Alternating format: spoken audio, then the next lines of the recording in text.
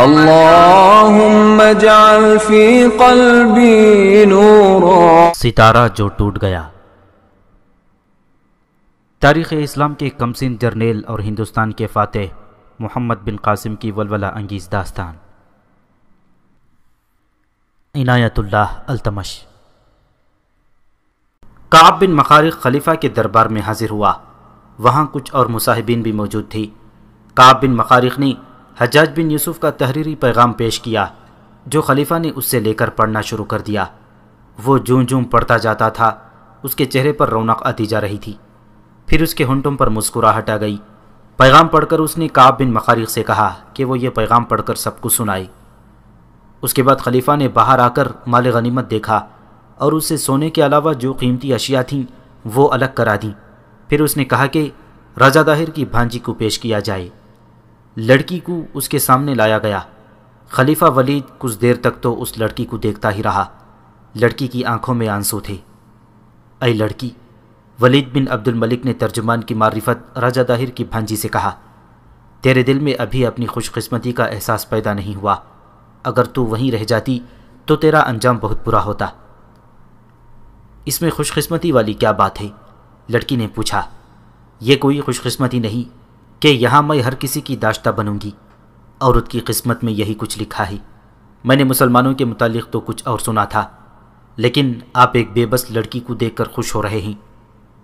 ہم تمہیں اس طرح قید خانے میں نہیں رکھیں گے جس طرح تمہارے ماموں راجہ داہر نے ہمارے بحری مسافروں کو لوٹ کر انہیں دیبل کے قید خانے میں قید کر دیا تھا.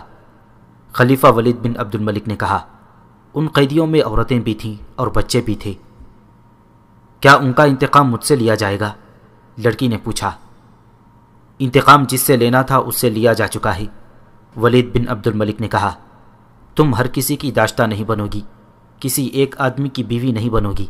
اگر تم سندھ میں رہ جاتی جہاں تمہارے ماموں کی فوجیں میدان چھوڑ کر بھاگ رہی تھیں، ہتھیار ڈال کر قید ہو رہی تھیں اور ہماری تلواروں سے کٹ رہی تھیں، تو تم وہاں سے کسی اور طرف بھاگتے ہوئے نہ جانے کس کے ہاتھ چڑھ جاتی اور کس کس کی داشتہ بنتی. کیا تم کوئی ایک بھی واقعہ سنا سکتی ہو کہ ہماری فوج نے کوئی شہر فتح کر کے کسی سالار عہدیدار یا سپاہی نے تم جیسی کسی لڑکی پر ہاتھ اٹھایا ہو یا اس کی عزت کا پاس نہ کیا ہو؟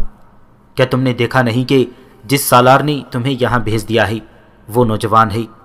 کیا وہ تمہیں اپنے پاس نہیں رکھ سکتا تھا؟ بے شک میں نے دیکھا ہے، لڑکی نے کہا. پھر بھی میں ڈر رہی ہوں. کون ہے جو میرے ساتھ شادی کرے گا؟ میں کروں گا، خلیفہ نے کہا. تمہیں اپنا مذہب چھوڑنا پڑے گا اور تم ہمارے مذہب کے مطابق سچے دل سے مجھے قبول کرو گی. خلیفۃ المسلمین. وہاں بیٹھے ہوئے ایک آدمی نے کہا، کیا میری یہ خواہش پوری نہیں ہو سکتی کہ میں اس لڑکی کے ساتھ شادی کر لوں؟ بے شک اسے میں نے اپنے لیے پسند کیا تھا، ولید بن عبد الملک نے کہا، لیکن میں تمہاری خواہش کو رد نہیں کروں گا. تم ہی اس کے ساتھ شادی کر لو. تاریخ میں اس آدمی کا نام عبداللہ بن عباس لکھا ہے جس نے خلیفہ سے یہ لڑکی مانگی تھی. کسی بھی تاریخ میں عبداللہ بن عباس کے متعلق یہ تفصیل نہیں ملتی کہ اس پر خلیفہ نے اتنی شفقت کیوں کی تھی کہ جس لڑکی کو اس نے اپنے لیے پسند کیا تھا وہ لڑکی اسے دے دی. عبداللہ بن عباس نے اس لڑکی کے ساتھ شادی کر لی. لڑکی بڑا لمبا عرصہ عبداللہ بن عباس کے عقد میں رہی، لیکن اس کے بطن سے ایک بھی بچہ پیدا نہ ہوا. راجہ داہر کا سر نیزے کی انی میں اڑس کر سارے شہر میں گھما پھرا کر اس کی نمائش کی گئی. سعودی عرب میں یہ رواج آج بھی ہے کہ جسے سزائے موت دی جاتی ہے اس کی گردن سرعام تماشائیوں کے ہجوم کے سامنے تلوار کے ایک ہی وار سے کاٹ دی جاتی ہے. پھر جلاد مرنے والے کا سر نیزے کی انی میں اڑس کر نیزہ بلند کرتا ہے اور تمام تماشائیوں کو دکھاتا ہے. اس کے بعد خلیفہ ولید بن عبد الملک کا رویہ بالکل بدل گیا اور اس نے سندھ کی مہم میں پوری طرح دلچسپی لینی شروع کر دی اور اس نے حجاج کو مبارکباد دی اور لکھا کہ محمد بن قاسم تک بھی اس کی مبارک اور دعائیں پہنچائی جائیں. حجاج بن یوسف نے کعب بن مخارق کے ہاتھ محمد بن قاسم کے نام پیغام بھیجا جس میں اس نے پہلے کی طرح محمد بن قاسم کی حوصلہ افزائی کی تھی اور اسے یہ ہدایت دی کہ وہ اب کس طرح آگے بڑھے. اس نے پہلے محمد بن قاسم کو لکھا تھا کہ راجہ داہر پر فتح پالی گئی تو آگے پیش قدمی تیز ہو جائے گی. حجاج نے پہلے کی طرح اب بھی اپنے پیغام میں تلاوت قرآن اور عبادت پر زور دیا اور ایک بار پھر آیت الکرسی کی فضیلت بیان کی۔ محمد بن قاسم نے راوڑ کا شہری انتظام رواں کر دیا اور عمال مقرر کر دیے۔ اس دوران اس نے بہرور میں اپنے جاسوس بھیج دیے تھے۔ معلوم یہ کرنا تھا کہ وہاں کتنی فوج ہے، قلعے کی دیواریں کیسی ہیں اور دیگر دفاعی انتظامات کیا ہیں۔ قلعے کی ساخت اور مضبوطی کا جائزہ لینے کے لیے شعبان سقفی خود بھیس بدل کر گیا تھا اور قلعے کے ارد گرد کچھ دیر گھومتا پھر رہا تھا۔ دوسرے جاسوس مقامی آدمی تھے، ان کا بہروب آسان تھا۔ وہ راوڑ سے بھاگے ہوئے شہری بن کر گئے تھے اور کچھ دن وہاں رہ کر نکل بھی آئے تھے۔ بہرور اروڑ سے آگے ایک قلعہ تھا جس کے متعلق پہلے بتایا جا چکا ہے کہ وہ سر کرنا ضروری تھا۔ اب جاسوسوں نے محمد بن قاسم کو جب یہ بتایا کہ اس قلعے میں فوج کی نفری 16,000 ہے تو اس قلعے پر حملہ اور اس نفری کا خاتمہ ضروری ہو گیا۔ محمد بن قاسم کا اصل اور سب سے بڑا ہدف تو برہمن آباد تھا، جہاں تک محمد بن قاسم اپنے لشکر کو دور کا چکر کاٹ کر لے جا سکتا تھا، اور اس طرح بہرور اور اس سے آگے ایک اور قلعہ دہلیلا کو نظر انداز کیا جا سکتا تھا۔ لیکن ان قلعوں میں دشمن کی جو اتنی زیادہ فوج تھی اسے نظر انداز کرنا بہت بڑی جنگی لغزش تھی۔ محمد بن قاسم نے ماہ شوال 93 ہجری 712 عیسوی کے آخری دنوں میں راوڑ سے کوچ کیا اور بہرور تک پہنچ گیا۔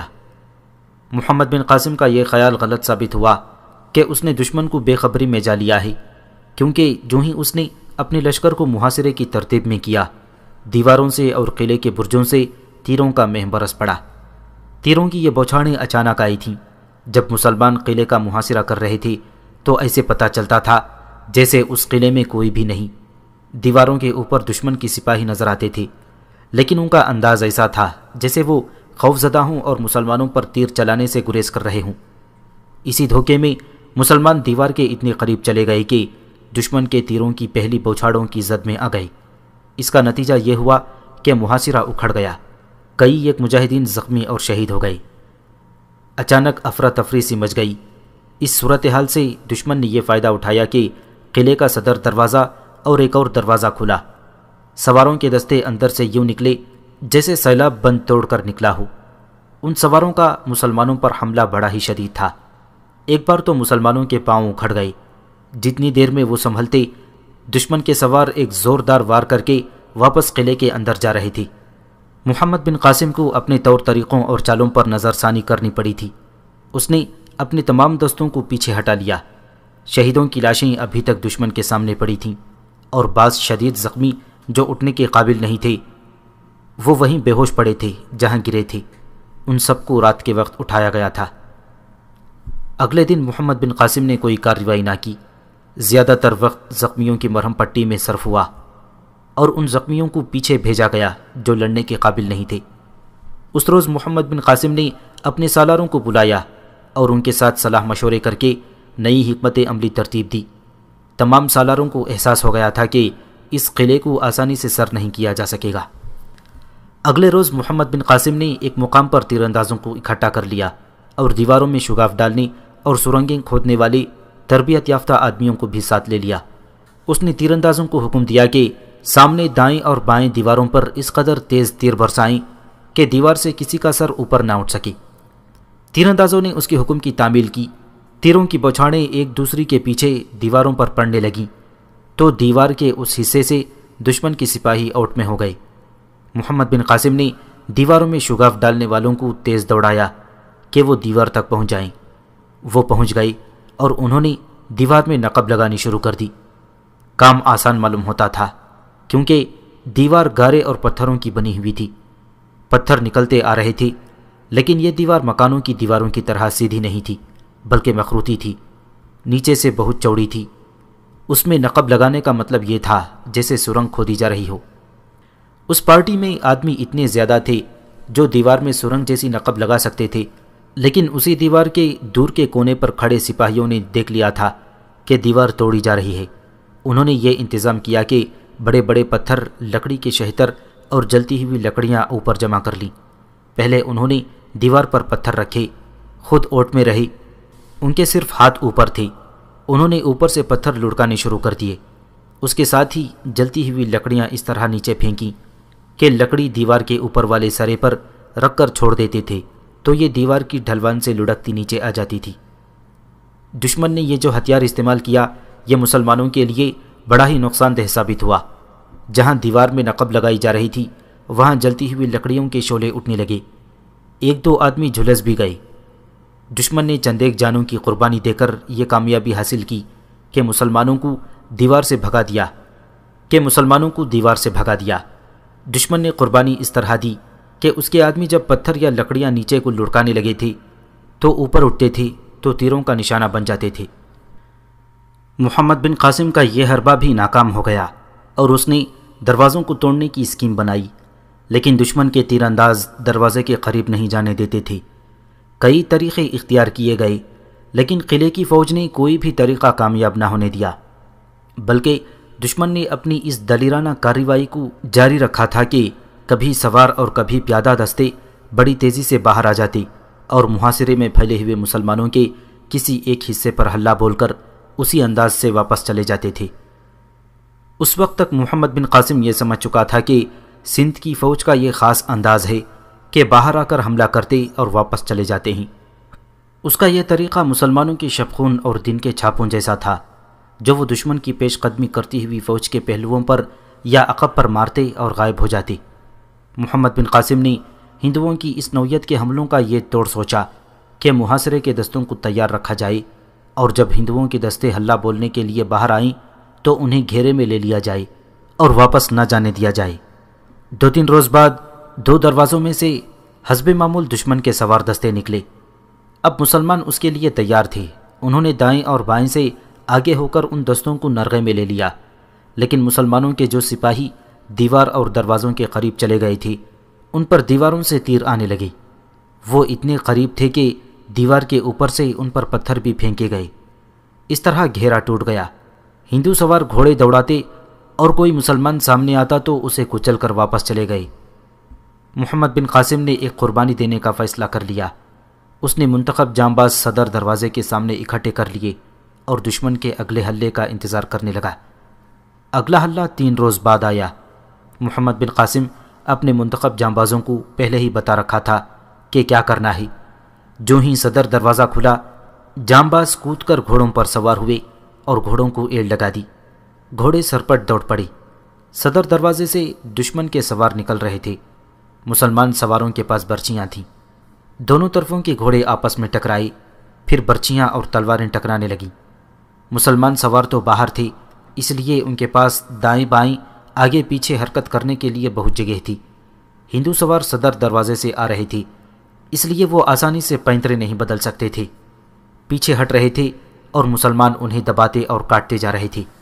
توقع یہ تھی کہ مسلمان سوار قلعے میں داخل ہو جائیں گے۔ محمد بن قاسم خود ان کے قریب ہو گیا اور انہیں للکارنے لگا۔ دیوار سے ایک تیر آیا جو محمد بن قاسم کے آگے زین میں اتر گیا۔ اس کی زندگی اور موت کے درمیان صرف بال برابر فاصلہ رہ گیا تھا۔ ایک سوار نے دیکھ لیا۔ محمد بن قاسم نے اس تیر کو اتنی سی بھی اہمیت نہ دی کہ اسے زین سے نکال کر پھینک دیتا۔ وہ چلا چلا کر اپنے سواروں کو ہدایات دے رہا تھا۔ جس سوار نے محمد بن قاسم کی زین میں تیر اترتے دیکھا تھا وہ گھوڑا دوڑا کر اس کے پاس آیا۔ سالار اعلیٰ، سوار نے محمد بن قاسم سے کہا، آپ یہاں سے چلے جائیں، آپ نہ رہیں تو کچھ بھی نہیں رہے گا۔ یہاں سے چلے جاؤ، محمد بن قاسم نے اسے ڈانٹتے ہوئے کہا، اپنی جگہ پر رہو۔ اس سوار نے اپنے سالار اعلیٰ کی ڈانٹ اور اس کے حکم کی پرواہ نہ کی، لپک کر اس کے گھوڑے کی لگام پکڑ لی اور اپنے گھوڑے کو ایڑ لگا دی۔ محمد بن قاسم چلاتا رہا، لیکن اس سوار نے اس کے گھوڑے کی لگام نہ چھوڑی اور اسے تیروں کی زد سے دور لے گیا۔ قاسم کے بیٹے، سوار نے اپنے اور محمد بن قاسم کے رتبے کے فرق کی پرواہ نہ کرتے ہوئے کہا، تم قیمتی انسان ہو، مجھ جیسے 1000 سپاہی مارے گئے تو کوئی فرق نہیں پڑے گا۔ یہ سوار محمد بن قاسم کو خاموش اور حیران چھوڑ کر گھوڑا دوڑاتا ہوا لڑائی میں شامل ہونے کے لیے چلا گیا تو اوپر سے ایک تیر آیا جو اس کی ہسلی میں ذرا نیچے سینے میں اتر گیا تھا۔ وہ گھوڑے پر ایک طرف کو گرنے لگا۔ محمد بن قاسم نے دیکھ لیا، اس نے گھوڑا دوڑایا اور اس تک پہنچ کر اسے گرنے سے بچا لیا اور اس کے گھوڑے کو اپنے گھوڑے کے ساتھ پیچھے لے آیا۔ تم زندہ رہنا ابن قاسم، سوار نے کہا، اور اس کا سر محمد بن قاسم کے کندھے پر ڈھلک گیا۔ تاریخ نے اس سپاہی کا نام حشام بن عبداللہ لکھا ہے۔ وہ کوفے کے ایک نواحی بستی کا رہنے والا تھا۔ دشمن کے ساتھ معرکہ جاری تھا۔ اسے شاید یہ خطرہ نظر آ گیا تھا کہ مسلمان قلعے میں داخل ہو جائیں گے، چنانچہ قلعے کے دروازے بند ہو گئے۔ دشمن کے جو سوار باہر رہ گئے تھے انہیں مسلمانوں نے کاٹ ڈالا۔ کسی سالار نے یہ مشورہ دیا کہ لڑے بغیر محاصرہ جاری رکھا جائے تاکہ قلعے والوں کو باہر سے خوراک وغیرہ نہ مل سکے اور وہ کچھ عرصے بعد بھوک اور پیاس کے مارے خود ہی ہتھیار ڈال دیں گے۔ اس زمانے میں محاصروں کو اکثر طول دیا جاتا تھا۔ بعض محاصرے 2 سال اور اس سے بھی زیادہ عرصے تک جاری رہتے تھے، اور ایک دن قلعے والے خود ہی دروازے کھول دیتے تھے اور ان کا پہلا مطالبہ یہ ہوتا تھا کہ کچھ کھانے کے لیے دے دو۔ نہیں، محمد بن قاسم نے یہ مشورہ رد کر دیا اور کہا، میرے پاس اتنا وقت نہیں، ہماری منزل بہت دور ہے اور زندگی کا کوئی بھروسہ نہیں۔ اس کے علاوہ میں دشمن کو یہ تاثر دینا چاہتا ہوں کہ ہم اس کی طاقت سے خائف ہو کر دور بیٹھ گئے ہیں، اب رات کو بھی لڑائی جاری رہے گی۔ محمد بن قاسم نے تمام سالاروں اور نائب سالاروں کو بلایا، انہیں اور ان کے دستوں کو 2 حصوں میں تقسیم کیا اور انہیں بتایا کہ ایک حصہ دن کے وقت اپنی کارروائیاں جاری رکھے گا اور دوسرا حصہ رات کو آگ والے تیر اور منجنیقیں چلائے گا۔ پہلے بتایا جا چکا ہے کہ ایسے تیر مسلمانوں کے ہاں استعمال ہوتے تھے جن کے ساتھ آگ کا شعلہ ہوتا تھا۔ ان تیروں کے ساتھ روغن نفت میں بھیگے ہوئے کپڑے تیروں کے اگلے سرے میں لپٹے ہوئے ہوتے تھے، انہیں آگ لگا کر تیر جلائے جاتے تھے۔ اگلے ہی روز سے اس ترتیب سے لڑائی شروع ہو گئی جو محمد بن قاسم نے بتائی تھی۔ دن کے وقت دونوں طرف سے تیروں کا تبادلہ ہوتا تھا۔ سرنگ لگانے والے آگے بڑھنے کی کوشش کرتے تھے، کبھی دشمن کے 1-2 دستے باہر آ کر کچھ دیر گھمسان کی لڑائی لڑتے اور واپس چلے جاتے تھے۔ یہ تو روز مرہ کا معمول بن گیا تھا، لیکن ایک رات قلعے کے اندر آگ برسنے لگی اور اس کے ساتھ قلعے کے اندر پتھر گرنے لگے۔ آگ والے تیر چلانے والوں کو نفت انداز کہا جاتا تھا۔ رات کے اندھیرے سے وہ فائدہ اٹھاتے تھے کہ دیوار کے اتنا قریب چلے جاتے جہاں سے چھوڑا ہوا تیر دیوار کے اوپر سے قلعے کے اندر پہنچ سکتا تھا۔ پیچھے قلعے کے ارد گرد منجنیقیں لگائی گئی تھیں جن سے مسلسل پتھر پھینکے جا رہے تھے۔ پہلی رات ہی یہ کامیابی دیکھی گئی کہ قلعے کے اندر سے لال پیلی روشنی اٹھنے لگی اور اس روشنی میں دھواں نظر آنے لگا۔ اس سے پتہ چلتا تھا کہ مکان جل رہے ہیں۔ محمد بن قاسم نے نفت اندازی اور سنگ باری روک دی تھی کیونکہ تیل کو کفایت شماری سے استعمال کرنا تھا اور پتھر بھی کم ہوتے جا رہے تھے۔ سندھ کے ریگستان میں پتھر اتنے زیادہ نہیں مل سکتے تھے۔ منجنیقوں کے لیے ذرا وزنی پتھروں کی ضرورت تھی۔ اس کے علاوہ محمد بن قاسم نے اپنے سالاروں سے یہ بھی کہا تھا کہ میں دشمن کو آہستہ آہستہ مارنا چاہتا ہوں تاکہ پھر کبھی اٹھنے کے قابل نہ رہے۔ صبح طلوع ہوئی تو نفت اندازوں اور منجنیقوں سے سنگ باری کرنے والوں اور ان دستوں کو جو رات ان کے ساتھ جاگے تھے آرام کے لیے پیچھے بھیج دیا گیا تھا، اور وہ دستے آگے آ گئے جنہوں نے دن بھر محاذ پر رہنا اور دشمن کو پریشان رکھنا تھا۔ انہوں نے آتے ہی دیواروں پر تیر اندازی شروع کر دی۔ وہ تیروں کی بوچھاڑیں نہیں مار رہے تھے، انہوں نے اب یہ انداز اختیار کر لیا تھا کہ دیواروں پر جو سپاہی کھڑے تھے انہیں نشانے پر لے کر تیر چلاتے تھے۔ شعبان سقفی نے کہا کہ اب اگر ہندو سوار یا پیادے باہر آ کر ہلہ بولیں گے تو ان میں سے 1-2 کو زندہ پکڑا جائے گا۔ اسی روز دن کے پچھلے پہر قلعے کے 2 کے بجائے 3 دروازے کھلے، ایک میں سے پیادہ اور 2 میں سے سوار دستے پہلے حملوں کی نسبت زیادہ تیزی سے باہر آئے۔ مسلمانوں نے ان کا مقابلہ کیا اور 3-4 سواروں کو زندہ پکڑ لیا، اور چند ایک زخمی بھی وہیں رہے اور ان کے دستے واپس چلے گئے۔ زندہ پکڑے جانے والوں اور زخمیوں کو شعبان سقفی کے پاس لے گئے۔ اس نے ہر ایک کو الگ کر کے پوچھا کہ گزشتہ رات شہر میں کتنا نقصان ہوا ہے اور فوج اور لوگ کیا کہتے ہیں۔ دشمن کے ان آدمیوں نے موت کے خوف سے قلعے کے اندر کی حالت بتا دی۔ سنگ باری نے ایک نقصان تو یہ کیا تھا کہ چند ایک مکانوں کی چھتیں بیٹھ گئی تھیں۔ کچھ پتھر فوجی استبل پر گرے اور 7-8 گھوڑے مارے گئے تھے، لیکن مسلمانوں کو جو فائدہ حاصل ہوا تھا وہ یہ تھا کہ اس قلعہ بند شہر کی آبادی پر خوف و ہراس طاری ہو گیا اور لوگوں نے رات گھروں سے باہر گزاری۔ لوگوں کا حوصلہ ٹوٹ چکا تھا۔ ایسے ہی اثرات آگ والے تیروں کے دیکھنے میں آئے تھے۔ کچھ لوگوں کے گھروں کو آگ لگی اور تمام آبادی چیخنے چلانے لگی۔ زیادہ تر لوگ اس آگ کو پورا اسرار کہتے تھے۔ بعض نے یہ کہا تھا کہ مسلمانوں نے کالے جادو سے گھروں کو آگ لگا دی ہے۔ فوجوں پر بھی سنگباری اور آگ کا خوف سوار ہو گیا۔ شعبان ثقفی نے ان سے پوچھا کہ فوج کی رسد اور سامان کہاں رکھا ہوا ہے۔ انہوں نے کچھ فوجی ٹھکانے بتائے اور ہر ایک کا محل وقوع بھی بتا دیا، دیوار سے ان کا فاصلہ بھی بتا دیا۔ شعبان ثقفی نے محمد بن قاسم کو بتایا کہ آج رات سنگباری اور نفت اندازی کہاں کی جائے گی۔ سورج غروب ہو گیا، پھر شام گہری ہو گئی اور نفت انداز اور منجنیقیں آگے جانے لگیں۔ انہیں ہندو قیدیوں کی نشاندہیوں کے مطابق قلعے کے باہر موزوں جگہوں اور فاصلوں پر لے جایا گیا۔ سنگباری اور آتش باری آدھی رات گزرنے کے کچھ دیر بعد شروع کرنی تھی۔ اس وقت لوگوں پر نیند کا گہرا اور مضبوط غلبہ ہوتا تھا۔ لوگ جاگ اٹھیں تو دماغی اور جسمانی لحاظ سے مستعد ہوتے وقت لگتا ہے اور ایسی گھبراہٹ غالب آ جاتی ہے کہ انسان کچھ سوچنے کے قابل نہیں رہتے۔ جب رات آدھی گزر گئی تو تمام منجنیقوں سے ایک ہی بار پتھر اڑے۔ نفت اندازوں نے تیروں کو آگ لگا لی۔ کمانوں نے چھوٹے چھوٹے شعلے اگلے جو اڑتے ہوئے دیواروں سے آگے پھر نیچے چلے گئے۔ منجنیقوں میں پھر پتھر ڈال دیے گئے۔ کچھ دیر بعد منجنیقوں نے ایک بار پھر پتھر اگلے۔ رات کے سناٹے میں قلعے کے اندر پتھر گرنے کے دھماکے سنائی دیے اور شہر کے لوگوں کا شور جو پہلے ذرا کم تھا اتنا بڑھ گیا جیسے لوگ قلعے کی دیواروں پر کھڑے چیخ چلا رہے ہوں۔ محمد بن قاسم اندازہ کر رہا تھا کہ قلعے کے اندر کیسی افراتفری ہے اور بھگدڑ مچی ہوئی ہوگی۔ شہر سے روشنی اٹھی اور اس روشنی میں دھواں اٹھتا ہوا نظر آنے لگا۔ شعلے اتنے اوپر آ گئے کہ باہر سے بھی قلعہ روشن ہو گیا۔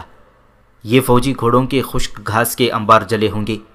دیواروں پر سپاہی کھڑے اس طرح نظر آ رہے تھے جیسے وہ سیاہ بت ہوں۔ جب شعلے اونچے ہو گئے تو دیوار سے سپاہی کم ہونے لگے۔ شاید فوجی سامان جل رہا تھا جسے بچانے اور آگ بجھانے کے لیے تمام سپاہیوں کو نیچے بلا لیا گیا تھا۔ ابن قاسم، ایک معمر سالار نے محمد بن قاسم کے قریب آ کر کہا، آگ بجھانے کے لیے یہ لوگ سارا پانی خرچ کر دیں گے اور ان کے پاس پینے کے لیے پانی نہیں رہے گا۔ کل شام تک انہیں پیاس مجبور کر دے گی کہ قلعے کے دروازے کھول دیں۔ اس قلعے میں عقل والے سالار موجود ہیں۔ محمد بن قاسم نے کہا، ہم نے اتنے عرصے میں 2 قلعے سر کیے ہیں لیکن یہ ایک قلعہ لینا مشکل ہو رہا ہے۔ دیکھ لو انہوں نے کس طرح مقابلہ کیا ہے۔ آپ سوچ رہے ہیں کہ یہاں پانی کی قلت ہے، آپ یہ کیوں نہیں سوچتے کہ یہاں ریت کی قلت نہیں، اور یہ لوگ پانی پھینکنے کے بجائے ریت پھینک کر آگ بجھا رہے ہوں گے۔ پھر بھی مجھے امید ہے کہ کل شام تک ہم قلعے میں داخل ہو جائیں گے، سالار نے کہا۔ کیا میں کل شام تک زندہ رہوں گا؟ محمد بن قاسم نے کہا، نہ آپ کو معلوم ہے نہ مجھے، میں آج ہی رات اور ابھی قلعے میں داخل ہوں گا۔ اس نے اپنے ایک قاصد سے کہا، سرنگیں کھودنے والوں سے کہو کہ فوراً آ جائیں۔ محمد بن قاسم نے دیکھ لیا تھا کہ شہر میں افراتفری اور بھگدڑ مچی ہوئی ہے اور دیوار کے اوپر ایک بھی سپاہی نہیں رہا۔ سرنگیں کھودنے والا جیش میں آ گیا۔ محمد بن قاسم ان کے ساتھ خود دیوار تک گیا اور دیوار کو اچھی طرح دیکھ کر ایک جگہ ہاتھ رکھا۔ اندھیرے کی وجہ سے دیکھنا مشکل تھا۔ ہاتھ سے محسوس کیا جا سکتا تھا کہ دیوار کہاں سے توڑی جا سکتی ہے، انہیں اوپر سے دیکھا نہیں جا سکتا تھا۔ یہاں سے، محمد بن قاسم نے کہا، اتنا شگاف کر دو کہ پیادے جھکے بغیر گزر جائیں۔ دیوار میں نقب لگنی شروع ہو گئی۔ محمد بن قاسم نے دیوار سے دور جا کر سالاروں کو بلوایا اور انہیں کہا کہ انہیں منتخب جانبازوں کی ضرورت ہے جو دیوار کے شگاف سے سب سے پہلے اندر جائیں گے۔ شہر پر سنگباری ہوتی رہی اور آگ کے تیر برستے رہے۔ شہر میں جو قیامت بپا ہو گئی تھی اس سے یہ فائدہ اٹھایا گیا کہ دیوار توڑی جانے لگی۔ دیوار توڑنے والے اس کام کے ماہر تھے۔ مہارت کے علاوہ جذبہ بھی تھا۔ وہ بڑی تیزی سے دیوار توڑ رہے تھے۔ صبح طلوع ہو رہی تھی جب دیوار میں سرنگ کی طرح اتنا کشادہ شگاف ڈال دیا گیا تھا کہ دراز قد آدمی سیدھا چلتا اس میں سے گزر سکتا تھا۔ صرف اتنا کام رہ گیا تھا کہ دیوار کا اندر والا سرا توڑنا تھا۔ صبح کا اجالا ابھی دھندلا تھا جب محمد بن قاسم نے منتخب مجاہدین کو جو پہلے پہنچ گئے تھے اور حکم کے منتظر تھے قلعے میں داخل ہونے کا حکم دے دیا۔ سب سے پہلے جو 2 مجاہدین سرنگ میں داخل ہوئے ان میں سے ایک کا نام ہارون بن جعفر تھا جو بصرہ کا رہنے والا تھا۔ دوسرے کا نام ابو القاسم تھا، جس کے متعلق یہ معلوم نہیں ہو سکا کہ وہ کہاں کا رہنے والا تھا۔ ان کے پیچھے جو جانباز اندر گئے ان میں چند ایک مقامی سپاہی بھی تھے جو موقع کے آدمی تھے۔ موقع کا ذکر پہلے آ چکا ہے۔ اس نے محمد بن قاسم کے آگے ہتھیار ہی نہیں ڈالے تھے بلکہ خلوص دل سے اس کے ساتھ ہو گیا تھا۔ یہاں یہ بتانا بھی ضروری ہے کہ محمد بن قاسم کے لشکر کے ساتھ موقع بھی تھا اور اس کے بہت سے آدمی بھی اس لشکر میں شامل تھے۔ قلعے میں داخل ہونے کے لیے ان میں سے چند ایک آدمیوں کو منتخب کیا گیا تھا۔ شہر میں آگ نے لوگوں کو ادھر ادھر دیکھنے کے قابل چھوڑا ہی نہیں تھا۔ فوجی ابھی تک شہریوں کے ساتھ مل کر آگ بجھانے میں مصروف تھے۔ لوگ اپنا سامان گھسیٹ گھسیٹ کر ادھر ادھر لے جا رہے تھے۔ ان پر اچانک یہ آفت ٹوٹ پڑی کہ مسلمانوں نے ان پر حلہ بول دیا۔ ان میں سے کچھ مجاہدین قریبی دروازے کی طرف دوڑے۔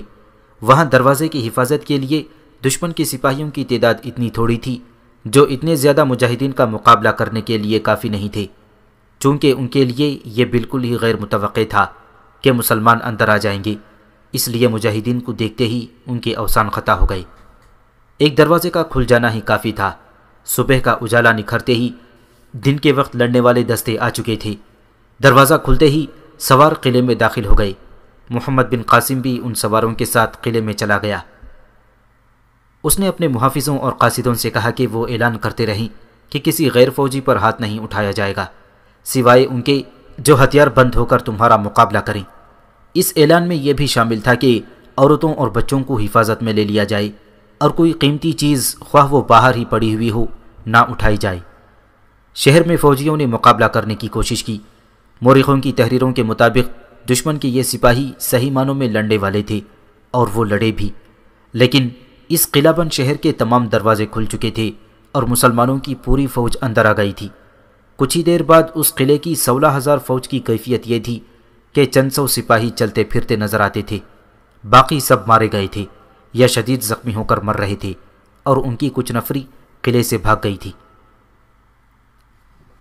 محمد بن قاسم نے یہ قلعہ تو لے لیا تھا، لیکن اس کی اپنی اور اس کے مجاہدین کی لشکر کی حالت یہ ہو گئی تھی جیسے وہ تھک کر چور ہو چکے ہوں اور ہلنے کے قابل نہ رہے ہوں۔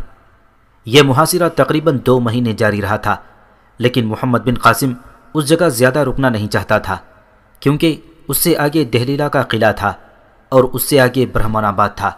اس کا خیال یہ تھا کہ جو فوجی بہرور سے بھاگے ہیں وہ دہلیلا کی فوج کے ساتھ شامل ہو کر زیادہ سخت مزاحمت کریں گے، اور یہ ممکن ہے کہ دہلیلا کو ہندو بالکل خالی کر دیں اور یہ تمام فوج برہمان آباد میں اکٹھی ہو جائے۔ یہ سوچ کر محمد بن قاسم نے فوری طور پر دہلیلا کی طرف پیش قدمی کا حکم دیا تاکہ دشمن کے سنبھلنے تک وہ وہاں پہنچ جائیں۔ جلدی کا یہ مطلب نہیں کہ وہ اسی روز یا اگلے روز چل پڑا تھا۔ بہرور کے انتظامات میں کچھ دن لگ گئے، شدید زخمیوں کو وہیں چھوڑ دیا گیا اور اس طرح کئی روز بعد وہاں سے کوچ ممکن ہو سکا۔ محمد بن قاسم بہرور سے نکلا ہی تھا کہ وہ 2 جاسوس آ گئے جنہیں پہلے ہی وہاں بھیج دیا گیا تھا۔ دہلیلا میں آپ کو صرف فوج ملے گی، ایک جاسوس نے محمد بن قاسم کو اپنی رپورٹ دیتے ہوئے کہا۔ بہرور سے جو فوجی اور شہر کے لوگ بھاگ نکلے تھے وہ دہلیلا جا پہنچے ہیں۔ انہوں نے وہاں کے لوگوں کو بتایا ہے کہ یہاں سے بھاگ جاؤ ورنہ زندہ جل جاؤ گی۔ انہوں نے انہیں وہ ساری تباہی بتائی جو بہرور میں منجنیقیں اور آگ والے تیروں نے بپا کی تھی۔ اس کا اثر یہ ہوا کہ دہلیلا میں صرف فوج رہ گئی ہے۔ تاجر، دکاندار اور شہر کے دوسرے بہت سے لوگ وہاں سے بھاگ گئے ہیں۔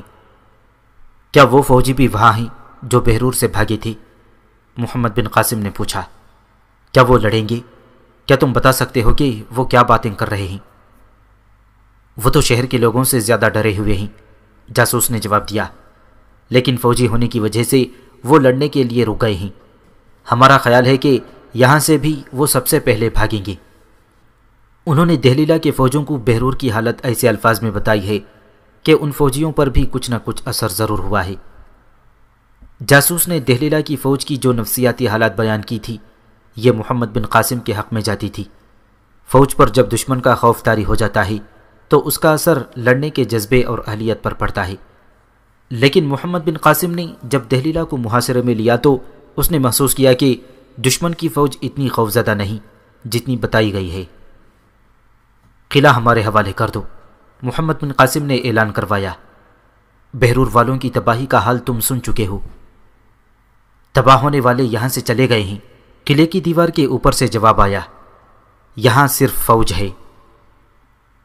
پتھر برساؤ، آگ لگاؤ، سارا شہر جلا ڈالو، قلعے کے دروازے نہیں کھلیں گے۔ جب ہم اپنے زور سے قلعہ لے لیں گے تو کسی کو زندہ نہیں چھوڑیں گے، محمد بن قاسم نے اعلان کرایا۔ تم قلعہ اسی صورت میں لوگے کہ جب ہم میں سے کوئی بھی زندہ نہیں ہوگا۔ قلعے کی دیوار کے اوپر سے للکار سنائی دی۔ محمد بن قاسم نے قلعے کے ارد گرد گھوم کر دیوار کا جائزہ لیا اور اپنے دستوں کو بھی دیکھا کہ وہ محاصرے کی ترتیب میں ٹھیک طرح آئے ہیں یا نہیں۔ وہ جب قلعے کے ارد گرد گھوڑا دوڑا رہا تھا تو دیوار کے اوپر سے پہلا تیر آیا جو اس تک نہ پہنچ سکا کیونکہ فاصلہ زیادہ تھا۔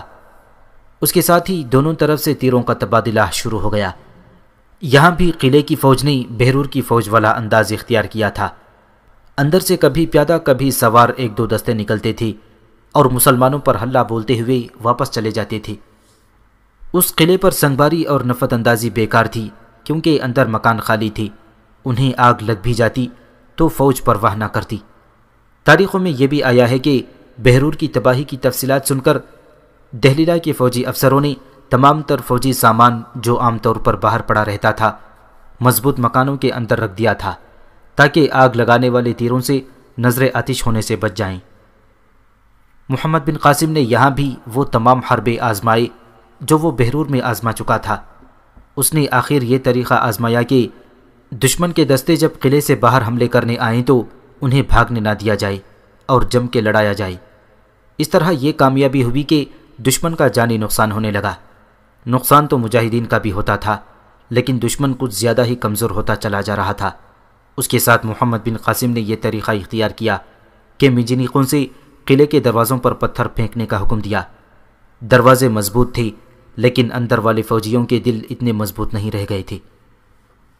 اس کے علاوہ محمد بن قاسم نے دشمن کے ان دستوں کے لیے جو باہر آ کر حملہ کرتے تھے یہ انتظام کیا کہ تیر اندازوں کو تمام دروازوں کے سامنے کھڑا کر دیا گیا اور انہیں حکم دیا کہ جو ہی دشمن کے دستے حملے کے لیے نکلیں ان پر بڑی تیزی سے تیر چلائیں۔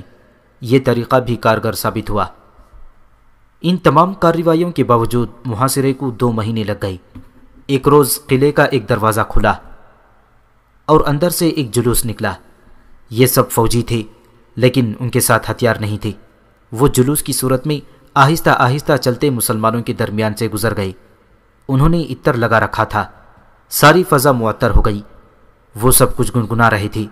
ان کے چہروں پر اداسی تھی اور صاف پتہ چلتا تھا کہ یہ ماتمی جلوس ہے۔ بعض مورخوں نے یہ الفاظ لکھے ہیں کہ انہوں نے موت کے کپڑے پہن رکھے تھے۔ اس کا مطلب یہ ہوا کہ وہ ماتمی لباس میں تھے، لیکن یہ کہیں بھی واضح نہیں کہ یہ لباس کیسا تھا۔ یہ سب فوجی تھے جو دہلیلا کی دفاع میں لڑتے رہے تھے۔ جب انہوں نے دیکھا کہ وہ مزید مزاحمت کے قابل نہیں رہے تو وہ نہتے ہو کر اور عطر لگا کر اور ماتمی لباس پہن کر قلعے کو چھوڑ گئی تھی۔ ان کا رخ اس طرف تھا جدھر دشوار گزار صحرا تھا اور دور دور تک کوئی ہریالی اور آبادی نہیں تھی۔ محمد بن قاسم کے پاس اتنا وقت نہیں تھا کہ وہ دیکھتا کہ یہ لوگ کہاں جا رہے ہیں۔ تاریخ معصومی میں 2-3 مورخوں کے حوالوں سے لکھا ہے کہ وہ نہر منجل سے گزر کر آگے چلے گئے تھے۔ اس کے بعد ان کا کچھ پتہ نہ چلا کہ کہاں چلے گئے ہیں۔ یہاں سے یہ وضاحت ضروری ہے کہ نہر کا مطلب چھوٹا دریا تھا۔ اس زمانے میں آج کل کی خود ساختہ نہروں کا تصور نہیں تھا۔ محمد بن قاسم اپنے سالاروں اور فوج کے ساتھ قلعے میں داخل ہوا۔ فوجیوں کے ہتھیار اور دیگر ساز و سامان اکٹھا کیا۔ شہر میں ابھی کچھ لوگ موجود تھے۔ انہیں کہا گیا کہ وہ اپنے عزیز رشتہ داروں کو واپس بلا لیں۔ یہاں محمد بن قاسم نے نوبہ بن ہارون کو حاکم مقرر کیا اور خود وہیں رک گیا۔ یہ سفر 94 ہجری بمطابق 712 عیسوی کا مہینہ تھا۔ محمد بن قاسم نے وہاں سے ہندوستان کے مختلف راجوں کو خطوط لکھے کہ وہ اسلام قبول کر لیں۔ ان خطوط میں اس نے ایسی کوئی دھمکی نہ دی کہ وہ اسلام قبول نہیں کریں گے تو ان پر حملہ کر دیا جائے گا یا ان سے جزیہ وصول کیا جائے گا۔ اس نے اسلام کی بنیادی تعلیمات اور خوبیاں لکھیں اور یہ بھی لکھا کہ اس نے اس وقت تک جو شہر فتح کیے ہیں وہاں کے لوگوں سے معلوم کیا جائے کہ انہیں اسلام کی یہ خوبیاں عملی طور پر نظر آئی ہیں یا نہیں۔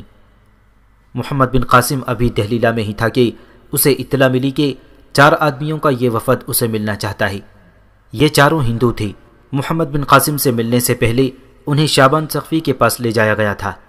یہ شعبان ثقفی کا حکم تھا کہ کوئی اجنبی محمد بن قاسم سے ملنا چاہے تو پہلے اسے اس کے پاس لایا جائے۔ یہ محمد بن قاسم کی حفاظت کا انتظام تھا۔ ملاقات کے بہانے آنے والے اجنبی اس پر قاتلانہ حملہ بھی کر سکتے تھے۔ محمد بن قاسم کے پوچھنے پر ان 4 آدمیوں نے اپنا تعارف یہ کرایا کہ وہ راجہ داہر کے وزیر سیاکر کی طرف سے آئے ہیں اور سیاکر محمد بن قاسم کی اطاعت قبول کرنا چاہتا ہے، اور وہ اسلام قبول کرے یا نہ کرے ہمیشہ محمد بن قاسم کے ساتھ رہے گا۔ سیاکر راجہ داہر کا نہایت دانا اور قابل وزیر تھا، اور شعبان ثقفی اور محمد بن قاسم تک اس کی قابلیت کی خبر پہلے ہی پہنچ چکی تھی۔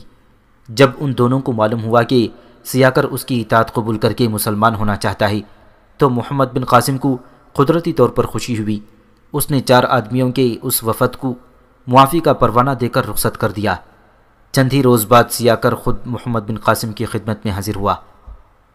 بعض مورخین نے لکھا ہے کہ محمد بن قاسم کے حملے سے پہلے جن عورتوں اور بچوں کو راجہ طاہر کے حکم سے قید کیا گیا تھا اور جو واقعہ اس حملے کی وجہ بنا، ان میں سے وہ ساری کی ساری عورتیں دیبل کے قید خانے میں نہیں تھیں۔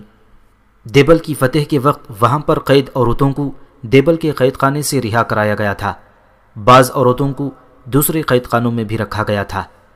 تاریخ کو ان عورتوں کی صحیح تعداد کا علم نہیں، لیکن تاریخوں میں لکھا ہے کہ کچھ قیدی عورتیں داہر کے اس وزیر سیاکر کے قبضے میں تھیں جو وہ محمد بن قاسم کی خوشنودی کے لیے اپنے ہمراہ لے کر آیا تھا، اور جنہیں محمد بن قاسم نے فوراً عرب بھجوا دیا۔ سیاکر جن عورتوں کو لایا ان کی تعداد 10 کے لگ بھگ تھی۔ یہ کوئی خوبصورت اور جوان لڑکیاں نہیں تھیں، بلکہ محنت مشقت کرنے والی عورتیں تھیں۔ یہ غالباً سراندیب سے عرب کو جانے والے تاجروں کی نوکرانیاں تھیں اور بدو قبائل سے تعلق رکھتی تھیں۔ محمد بن قاسم کو ان عورتوں کے متعلق پہلے علم نہیں تھا۔ اسے یہ بتایا گیا تھا کہ تمام قیدی مرد اور عورتیں دیبل کے قید خانے میں بند تھیں۔ جب ان عورتوں کو داہر کا وزیر سیاکر محمد بن قاسم کے پاس لایا تو محمد بن قاسم نے ان کے ساتھ عربی میں بات کی۔ اس کے جواب میں عورتوں نے بھی عربی میں بات کی۔ تم سے یہ لوگ کیا کام لیتے تھے؟ محمد بن قاسم نے ان سے عربی زبان میں پوچھا۔ اروڑ کے محل میں جھاڑو اور کپڑے دھونے کا کام ہمارے سپرد تھا، ایک عورت نے جواب دیا۔ ہم اسی طرح کے نیچ کام کیا کرتے تھے۔ کیا وہاں تمہیں کسی طرح تنگ یا پریشان کیا جاتا تھا؟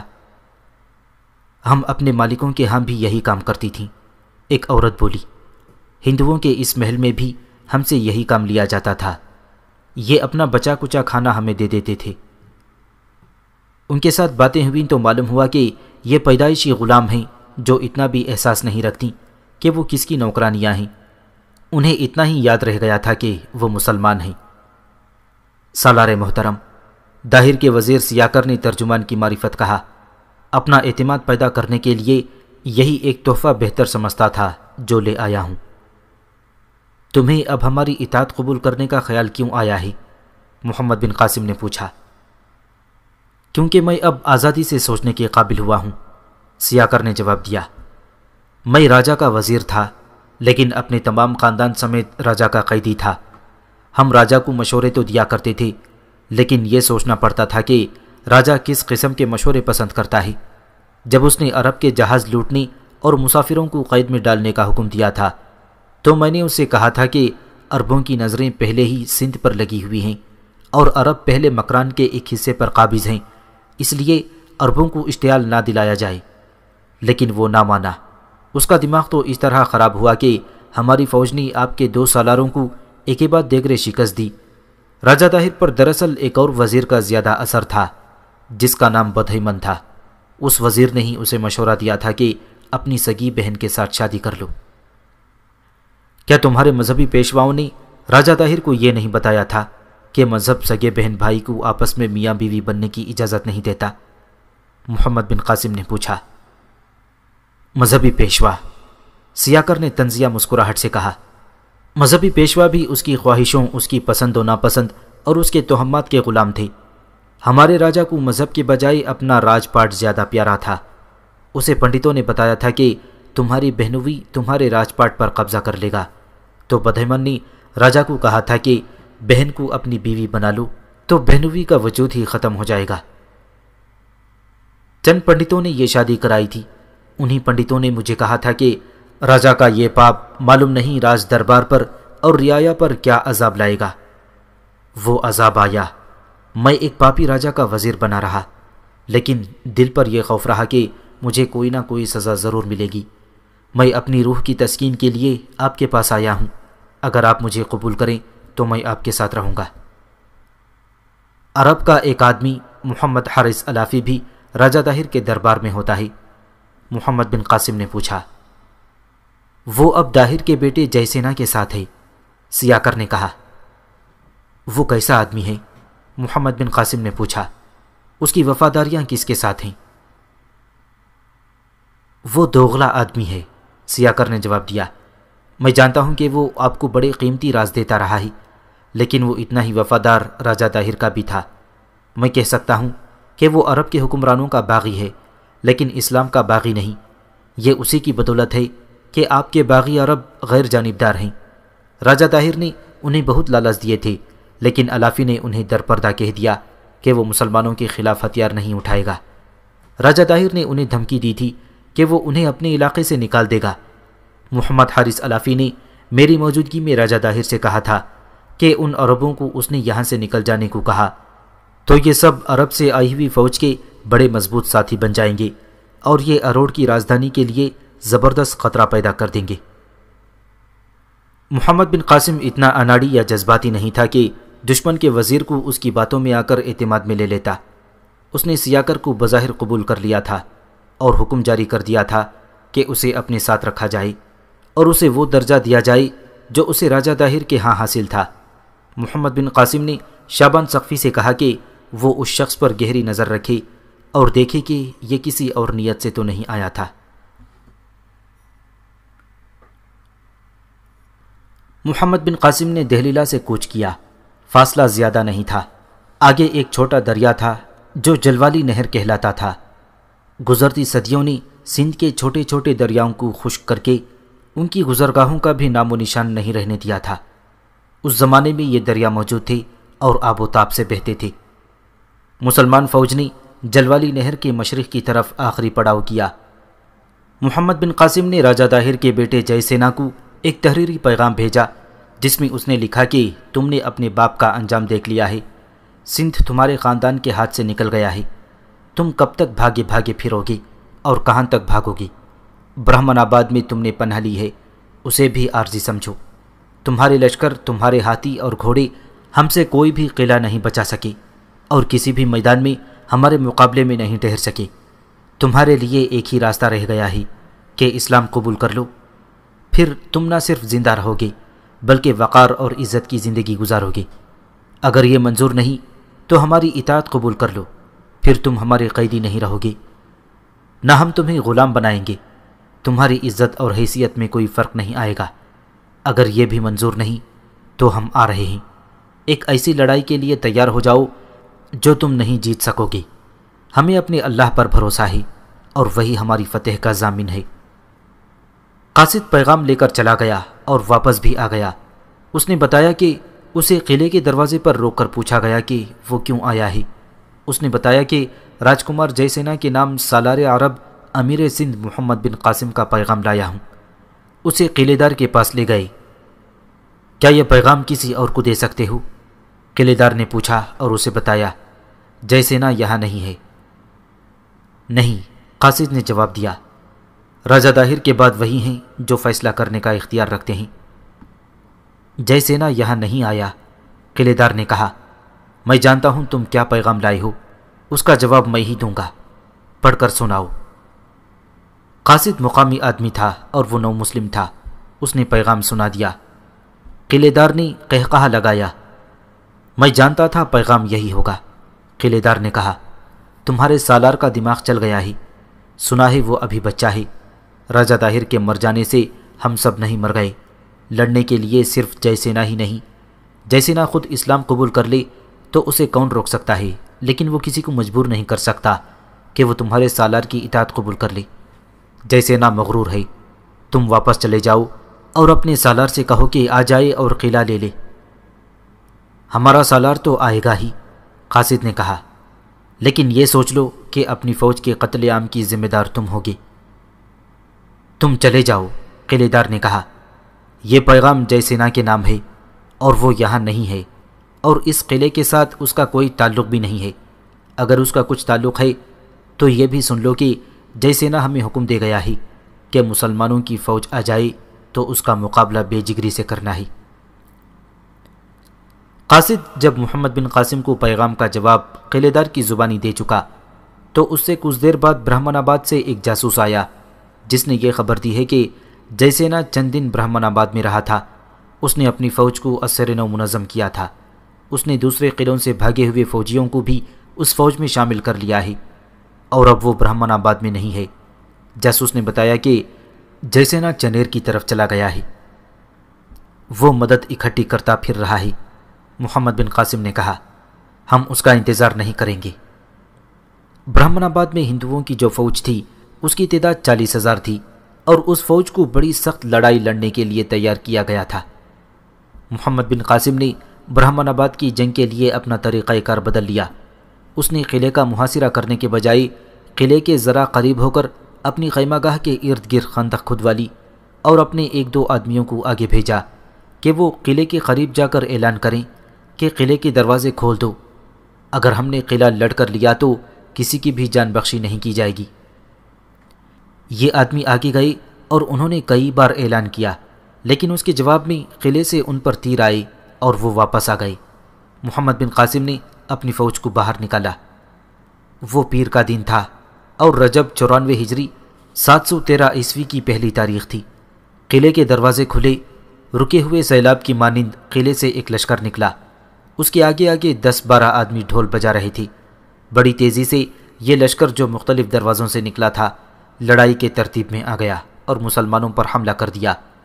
حملہ بڑا ہی زوردار تھا۔ ایک بار تو محمد بن قاسم کے لشکر مجاہدین کے پاؤں اکھڑ گئے۔ انہیں توقع ہی نہیں تھی کہ برہمن آباد کی فوج یہ دلیرانہ کارروائی کرے گی۔ محمد بن قاسم نے یہ حملہ تو روک لیا، لیکن اسی میں شام ہو گئی۔ لڑائی کے دوران دشمن کے ڈھول بجتے تھے اور اس کی فوج کا جوش اور لڑنے کا جذبہ ذرا سا بھی کم نہ ہوا۔ شام ہوتے ہی ہندو فوج قلعے میں واپس آ گئی۔ اس کی واپسی کا اندازہ ایسا تھا کہ آہستہ آہستہ پیچھے سے سپاہی اور سوار قلعے کے دروازوں میں غائب ہوتے گئے۔ مسلمان جب ان کے تعاقب میں آگے گئے تو دیوار کے اوپر سے ان پر تیروں کا مہ برسنے لگا۔ مسلمان اپنی خیمہ گاہ میں واپس آ گئے۔